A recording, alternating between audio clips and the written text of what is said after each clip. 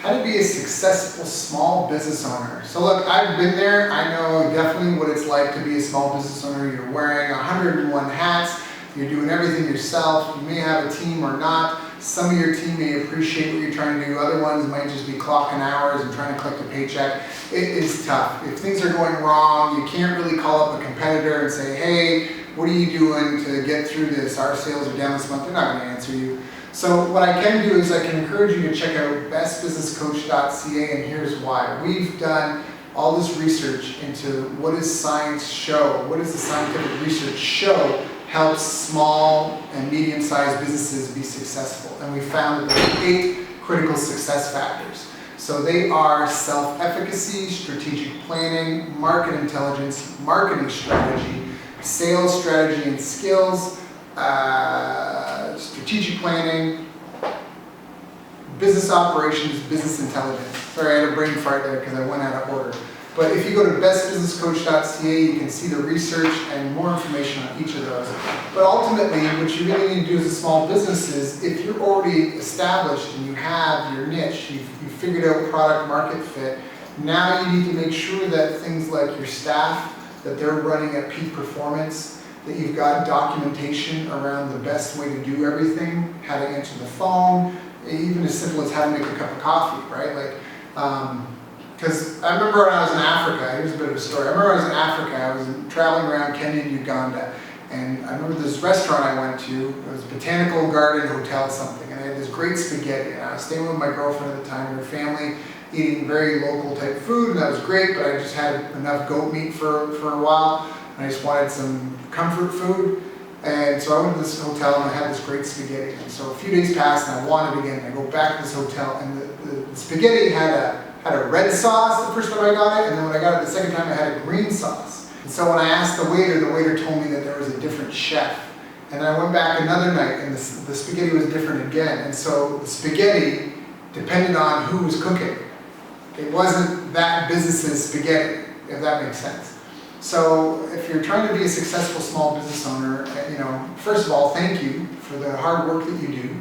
I think it's underappreciated, but I also think that it is an incredibly important role to play in society, to be a small business owner.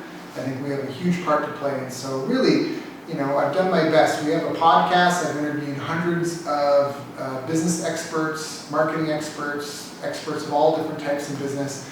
We've actually come up with a credibility score, like a legend, that grades them for how credible they are publicly, at least easily defined, for each of these 8 categories. And then you can hopefully pick from them, or pick me, if you pick me, based off of what problem or which success factor you are struggling with. Because there's so much going on in a business, it can be really easy to be overwhelmed and frustrated and feel like you're working really hard and just not getting the results that you want and seeing momentum. And I really hope that just by knowing these 8 categories, that on its own can just give you some guiding light into which direction to look at. Again, self-efficacy. That's like personal productivity, time management, energy levels, communication skills, teamwork skills, the ability to articulate your thoughts and visions, right? Self-efficacy, strategic planning, right? That's kind of a research and planning step. Market intelligence is kind of like being connected to the market, to your competitors, knowing what's going on, what they think is important. Then you have your marketing strategy. You want to have a couple of these at play and always be testing new ones if you can. And then after that, your sales strategy and skills. This is really a management thing where you've got to try to help your team. It does encompass self-efficacy, right? Your sales reps have to be effective.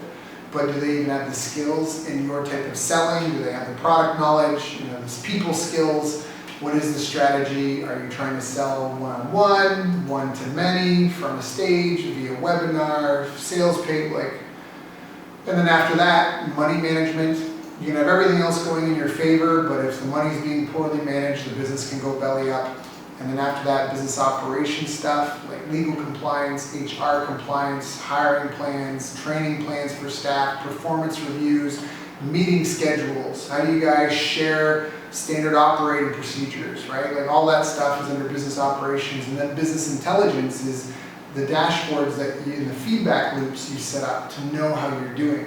If you're just watching sales, you may not notice that customers are becoming increasingly unhappy with your product. Maybe that's what's causing the decrease in sales, but the sales is a lagging factor.